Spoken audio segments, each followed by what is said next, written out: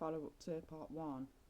So, that individual who's fasting, who is taking drugs, they are going to have tendencies of narcissism because obviously the demons, have got control over them. The scripture says to be sober, okay, sober-minded, for your enemy, the devil, is prowling around like a roaring lion seeking for someone to devour.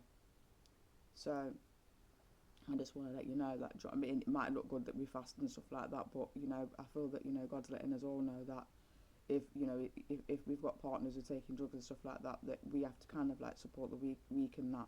But my situation was this, we are running out of a stock of food. Yeah, we're running out of stock of food, and so obviously I called fast and whatever, but then Badder decided to do it with me, and he was all right the first day. The second day he wasn't. He was starting to get a bit, you know what I mean. But then on the third day, obviously with the lowness of the frequency because of the drugs. I mean, that's the way that I'm putting it. I'm not going to start using professional jargon because I'm not a professional when it comes down to words, but I feel that I'm a professional when it comes down to what's going on regarding the situation. So, yes, obviously on the third day, it's gone a little bit sour. In fact, I think it might even be the fourth day yesterday. And, he started to get a bit irritated, but it was confusion that he got. And we already know that God's not the author of confusion. So he started to get confused. And I noticed that the bond of friendship was starting to get broken. Okay, as if you think about it, there's going to be the drugs, plus then the fasting. Um, it's gonna be bringing on that demon, isn't it? Obviously, he knows what it is that you're trying to do, but then you've got the drugs in the background, so you're just pushing him forward.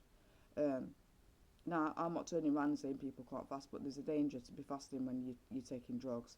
So it is best if your partner, does the fasting for you. I mean, like 1 or 2 days, yeah, but I would only advise one myself.